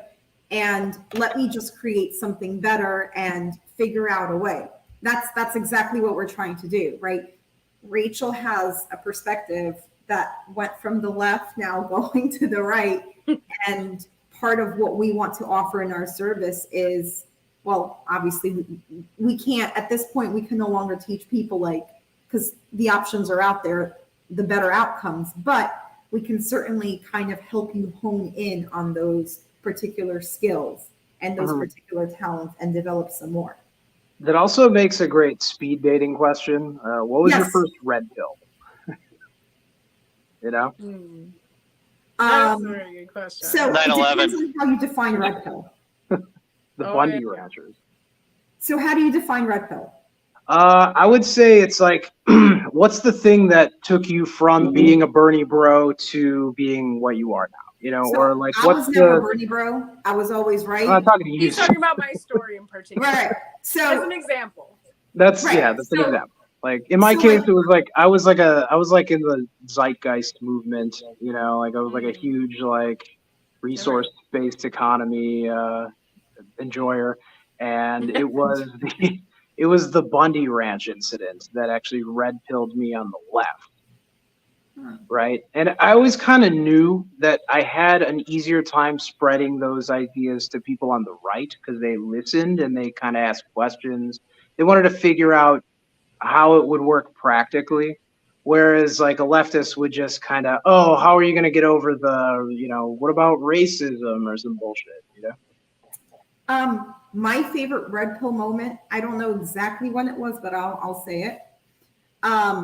So I've always admired societies that kind of like started building their own thing and doing their own thing, because when we're young, we're like, well, why isn't it this way? Why is it that way? Right? Which is funny because that's what Rachel and I are literally trying to do, but for the common good. Yeah, you're the good guy. So no matter how much of a libertarian, what's up, Andy? Are y'all trying to build Ancapistan without any lulberts? Hell yes. No. Far rightistan. Right, exactly. We're trying to build Utah without any Mormons.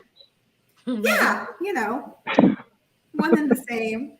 But, you know, I listen to Ron Paul and I love Ron Paul. Like, in fact, when I turned 18, my first vote was for Ron Paul, even though he would lose. I did not agree with him about the Israel question, right? About the JQ. And it took me some time to get to that. And growing up in New York, right, listening to everyone, seeing how disenfranchised the Jews were. But again, like, I was 18, I was in my early 20s, like, cut me some slack, you guys.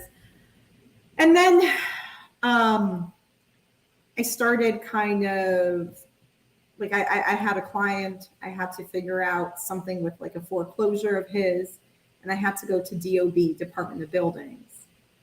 And I'm like, why are all these Orthodox Jews here? I was like, wait, I've been waiting here for like 5 hours. Why are they going in? Like, you knew that the Hasids were weird, but you didn't quite know why. And then you kind of like start digging deep. And my favorite red pill moment is when you talk about the John Birch Society.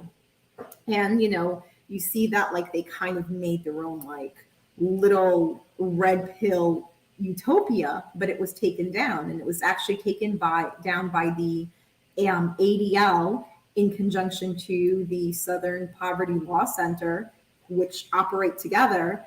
And if you look into the ADL, they say things like hating your government, not paying your taxes, all of that is bad racist white behavior. And I said, wait a second, let me see what else the ADL decided to found.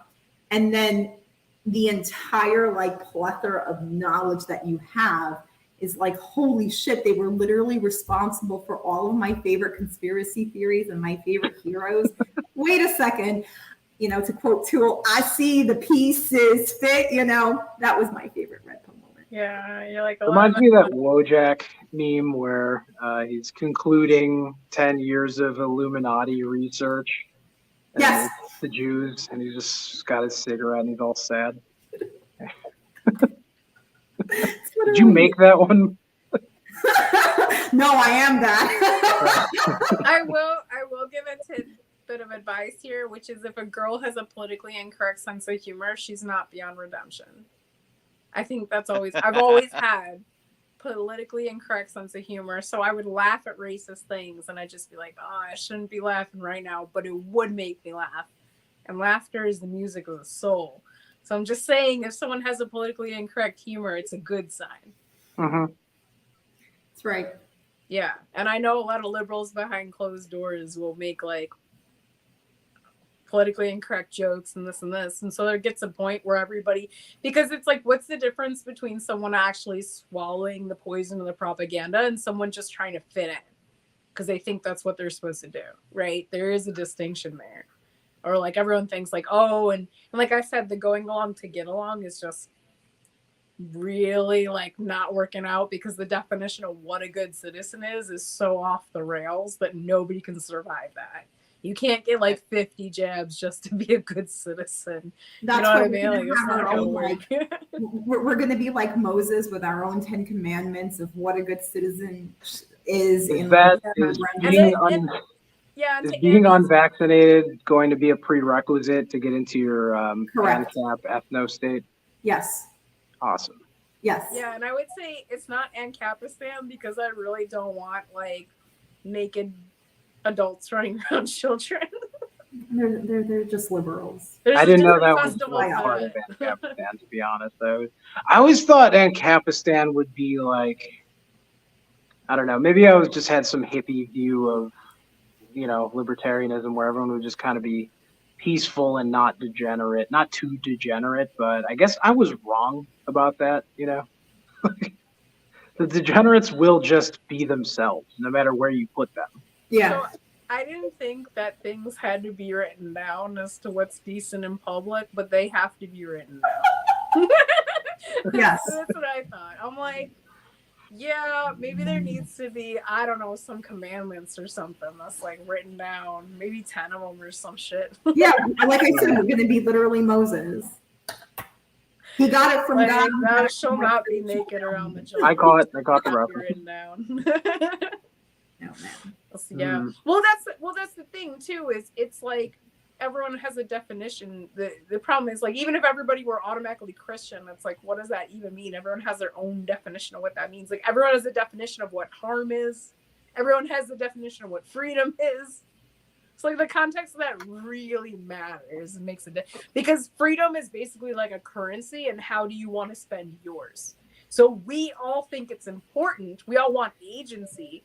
but to do what? And that's what we're trying to build a community around, is people who agree with what they want to do with their freedom. Yeah. And something, Dan, that I've mentioned in previous podcasts and things is most libertarians want a high trust society. Like, that's what they want. They don't want a lot of imposition and surveillance and other things. And in order to have high trust, like, I started going down a rabbit hole when I said, how do you create trust? Right. And then that's where like all these conservative values come up, because you have to keep your word, and you have to have familial relations, and you have to have like good social standing, and like what creates all that. And then that's like an entire rabbit hole. Yeah. Right. Cool. Wow. Hey, I just realized it's getting kind of late for me, so I have to dip out a bit early, but it was great talking to you guys. Thank And you. Oh, Matt, good thanks. meeting I you, really appreciate all the Rachel and questions. Rose. I think it was a fun conversation. But Ando, thanks for the invite. Thanks for jumping in, Dan. Glad you had a good time. I'll catch you later. We'll see you around. See you guys. Take care. Thanks. Yeah, he had a lot of good questions. Yeah. Yeah, you know what? It turns out that Dan Rachel conversation is something that I've always wanted to see anyway. So that's perfect. I felt like I made a lot more progress with him than your other friend, who is really cool, but your other friend who's very like. Oh, Mud. Oh, so yeah. That's something that I was gonna say maybe about 5 minutes ago, is that the conservatives today are just liberals. They are liberals. Right. I mean, most people are liberals, which is why Yeah. you have to, it's like strict adherence to O'Sullivan's Law. When you don't have that, you get communities that are intercepted by leftists. I'd rather have communities intercepted by racists. All right, I'm gonna say something super normie, but and obvious. But like when you think about the word conserve, it's like you're holding on to something. But if everything's been shifted and you're just, I think there's someone made like a great meme on it that's a lot better. It's basically like the liberal sort of turns the wheel and the Republican kind of jams it in place, so there can't be any the like going ratcheting to the right. effect. Yeah, exactly. So Yeah. it's almost like the conservatives gatekeep to keep things from going to the right. Yeah. Yeah. That's the unfortunate thing that happens, whether it's Crowder or Fuentes or what, or people who like, again, they're capitalizing on a certain moment and a certain energy, and then they're just sort of like redirecting it into nonsense, like Andrew Tate. So Yeah, everybody's an op, it seems. Right. They've really got distilled it. this. Yeah. And we've distilled it, and part of what we really want to do is make sure anyone who is part of our community does not subscribe to the op. And there are people, who are not like, oh, well, did you hear what Nick said? Did you hear what, Yana said? Did you hear what Tucker said? I don't care. So I went to Pork Fest, right? And I'm hanging out by like the main fire. And there were some, like I said, I brought great people, and the comedy was wonderful. The comedy lets me know some people are going to be okay. They laughed. All right. Some people are going to be fine. But people, when I hear the words Tim Pool around the campfire, I'm just like, crap. Like, this is where the consciousness is at. And that's not everybody at Pork Fest, but I'm just like, man, if you're taking Tim Pool as a journalist seriously, they're like, well, here's some things that I like hearing him say. I'm like, crap. Yeah, then you're not. You have no thoughts. What he accomplished is creating an audience, and so he has a platform because he created a large audience, and he can have a variety of people within it. But he's always, I can't stand his speeches. They annoy me because you know where he practiced some of that, right? You can tell that he's practiced off of some of the great speakers of all time. That guy that they got all the subtitles wrong on. So he tries to do that, and it's really bad because he doesn't do it well. And I see it, but I don't know if everybody else sees it. Of course they don't. They just worship him. And also, I think we could all gain a great audience if Vice sponsored us, But that's the thing, like going back to our service, we don't want Vice to sponsor us. We want small people, like small communities, because that's how you make and enact change. When you get People, too big for your britches, that's when everything kind of collapses. This is why they don't want secession or balkanization. right? So you need people in not only investing in what you're building, investing in the vision, but also investing into, well, yeah, that's it. You want them to be invested into the vision. So so that they fit, they would all have to fit. So they would be, what was the word that you used earlier when you were talking about deciding who's in and who's out and everything? Vetted. You would vet Yes. the businesses, obviously, and you wouldn't want anything that's corrupt or tied to the war industry or tied to pharmaceutical industry or Right. anything terrible like that. You would want something that's good for a community, Right. and that's really hard to find business wise. We strive on consistency and continuity, right? That's how we strive personally. That's how we strive professionally, or strive for professionally. So that's what we want to do it when we build the underground cotillion, right? And I know that there's a lot of people who want us to fail because we're not inclusive, right? Because we use mean language like, you know, racism and everything associated with that. They don't realize that it's none of those things. It's actually a rejection of the values that you've been spoon fed. And the Well, second people realize that, the second they can seek salvation. And that's what we're trying to do. We're essentially just trying to bring salvation to the masses, but we're going to decide who gets saved. Well, there's all of these dating services that are allowed for every other race, and Yep. you know, and I don't think that you've explicitly stated that this is racially exclusive. Right. But yeah, and yeah, I think that we're just gonna, you know, you're going to run into a lot of criticism just because people will use that angle as a way to attack, just because that's all they can do. That's their only trained SEAL maneuver that they Well, can do then, at then a point like this. I bring up the point. That's cool. Why do you want to be part of something that wants to exclude you? And if you want to be in my inclusive community, right? Why am I living rent free in your head? Why are you coming and talking about this? Does this hurt you? Does this, you know, utilize your taxes? Is this any form of communism? The answer is no, no, and no. So what's your problem with it? I thought, you know, we were all anarchists. So this is my hopping contingent, right, that I'm building. And this is kind of a way for me to unite the people who think like us.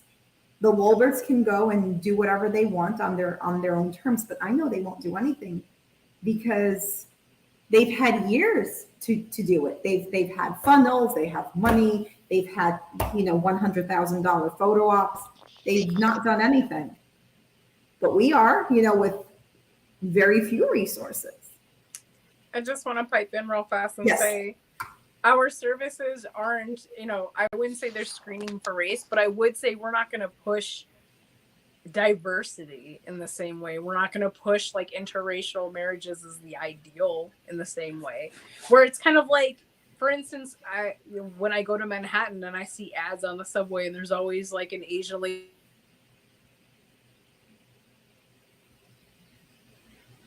Oh no. Oh, she froze.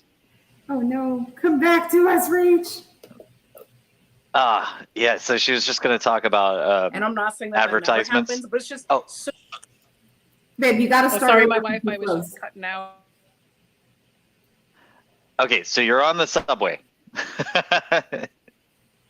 and roll 2d20. Is this better? Yes. Yes. Okay, here we go. My Wi-Fi. So you're on the subway. I was flying too close to the sun, so Yeah, gotcha. Calm down there. Anyway, so it's just my data plan now. I was saying we wouldn't have a service that pushes interracial marriage as like the forefront of diversity and this and this. Like we wouldn't propagandize in that way. Because like in the subway, I would see ads. It's like an Asian lady and a black man, and I'm not saying as a couple, right? And I'm not saying that that never happens, but it's just so clear to me that they're like purposefully trying not to have a white couple. They never use white people in ads unless it's to get the COVID vaccine or like do something degenerate. Like I generally see that, right? They're like never acknowledge white couples unless like they want to push something particularly on a white race. Like it's just noticeable. So I wouldn't say like, oh yeah, we're gonna push diversity as a virtue or something. Yeah, it's funny. I just saw a thing. It was a magazine article about women teaming up with other women to raise their kids because they're single mothers. Single mommy or something. But everybody in the photo was white, and in reality, everyone in the photo would probably not be. Yeah, so that's my point, is like they're cool using all white people if it's like a scenario that they want to push on white people that isn't good for them. That they're the only face of diversity I want to see is Rachel's. Thank you. So that's like, I had a friend who said, I don't, you know, he's libertarian, or ANCAP rather, and he was like, I want to help you with your dating app, and he's gay, and I told him, we're not going to have, like, you can help if you want, you can do IT stuff, but we're not going to have gay or trans people on this app. And he said, well, that's discriminating. I'm like, okay, so what? we are literally a private business.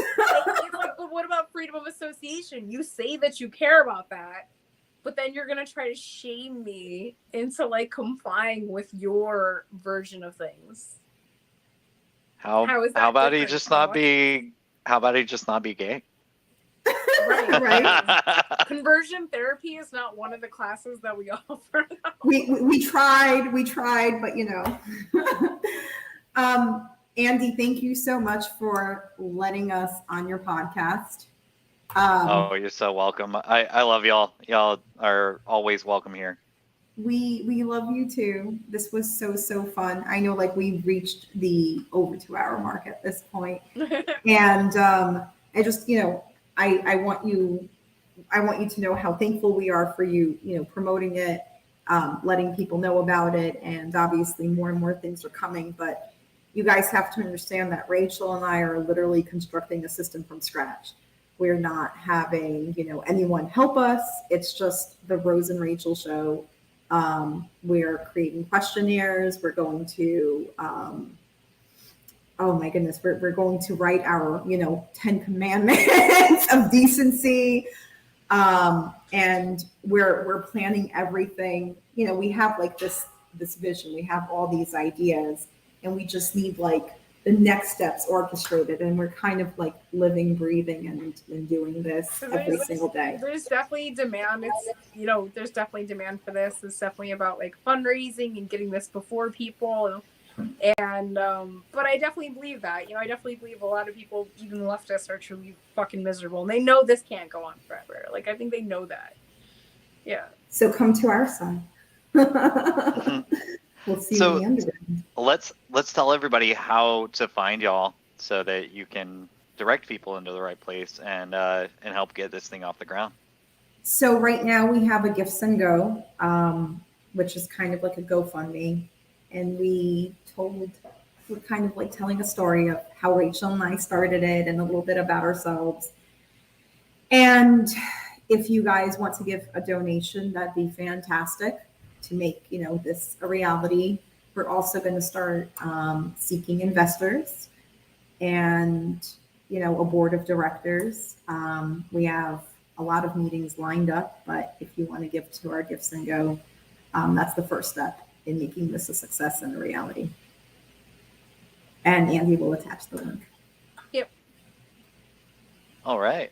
And what about y'all? Do y'all want people to tweet at you and stuff? Hell yeah. Rose, you want to say yours? Tell them how. You get banned more often? Wait, what? You want to say yours? Tell them Rose? how. Oh, well, hold on. After so many nuked accounts, That's after 6 million. Banned so many times. Yeah. What is it? Oh, it's at Rose Pinochet _ Yeah, that's it. Yeah, that's Sorry, say it one more time. At Rose Pinochet with an underscore at the end of Pinochet. And you can find Rachel at where? At Rachel, RACHEL D Tobias, Tobias, and that is my Twitter. You can also reach me at Amarta Studios, AMRTA Studios.com. That's my own artist website where I do graphic design. I do comics and then paintings and so forth on there. So that's at least 2 ways to reach me. Awesome. Thanks so much, y'all. If y'all want to hit me up at TheDoomKitchen at protonmail.com and libertylinks.io/TheDoomKitchen. Thanks again, and I'll talk to y'all off air. Thank you.